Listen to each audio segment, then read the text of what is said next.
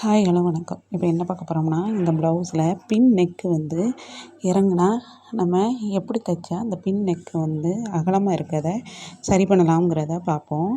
இப்போ வந்து நம்ம வந்து இந்த ஷோல்டர் பகுதியும் இந்த ஷோல்டரையும் ஒன்று போல் வச்சு இந்த நெக் அளவை எடுத்துக்கணும். அது மாதிரி இடுப்பு சுற்றளவையும் இந்த இடுப்பு சுற்றளவையும் சரியாக வச்சு இதையும் ஒன்று போல் வச்சு இந்த நெக்கு வந்து கோணலாக இல்லாமல் அந்த வளைவு வந்து கரெக்டாக இருக்க அளவுக்கு வச்சுக்கோங்க. இப்போ இதில் 1/2 இன்ச்சு ஸ்கான் வச்சு இப்படி ஒரு தையல் போட்டுக்கோங்க. வெளியில் தெரியும் போது நமக்கு இந்த ஒரு தையல் மாத்திரம் வெளியில் தெரியும். இதையே நம்ம ஒரு லேஸ் எதுவும் வைக்கணும். இப்படி இந்த லேஸையும் வச்சு நம்ம அடிக்கும்போது நமக்கு அது ஒரு மாடல் கணக்காகவே தெரியுதாப்பில் இருக்கும். அது மாதிரி நம்ம ஏற்கனவே இப்படி விரித்து தைச்சிட்டோமே, போட முடியலையே இந்த ப்ளவுஸு, நம்ம இவ்வளோ நேரம் தைச்சும் நம்மளால் போட முடியாத அளவுக்கு தைச்சிட்டோமே அப்படிங்கிற வருத்தப்பட்டிங்கன்னா, இந்த நெக்கை வந்து இப்படி நேராக வச்சுருந்து 1/2 இன்ச்சு ஸ்கான் அளவுக்கு பிடிச்சிக்கோங்க. இது வந்து பின் நெக்கு இறங்குனா தான் இந்த அளவு பிடிக்கணும். இதே முன்பக்க நெக்கு இறங்கியிருந்ததுன்னா முன்பக்கம் வந்து தான் நீங்கள் அதில் 1/2 இன்ச்சஸ் பிடிக்கணும்.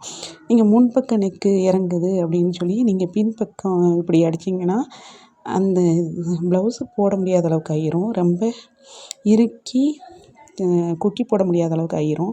அது மாதிரி நம்ம இங்கே பிடிச்சி அடிக்கும்போது இடுப்பு சுற்றளவும் கம்மியாகும். அந்த இடுப்பு சுற்றளவுக்கு இந்த பெரிய டாட் பிடிச்சிப்போமே அந்த டாட்டை பிரித்து விட்டுக்கிட்டாலும் சரி, இல்லை இடுப்பு சுற்றளவுலேருந்து நம்ம எப்படியும் 3 தையல் 4 தையல் போட்டிருப்போம். அதில் நீங்கள் ஒவ்வொரு தையல் பிரித்து விட்டுக்கோங்க.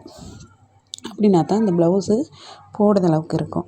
இதே நம்ம புதுசாக வெட்டி தைச்சி பழகுறவங்க தான் இந்த அளவுக்கு நெக்கை விரித்து வெட்டிடுவாங்க. இதை நம்ம ஏற்கனவே வெட்டி அடிக்கடி தைச்சி பார்த்துக்கிட்டே இருக்கும்போது இந்த நெக்கை வந்து இப்படி விரிச்சும் வெட்ட மாட்டாங்க.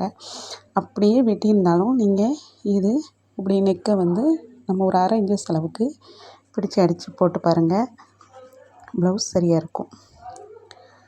இன்னும் வேறு வீடியோக்களில் நிறைய டிப்ஸ் சொல்லுவேன்.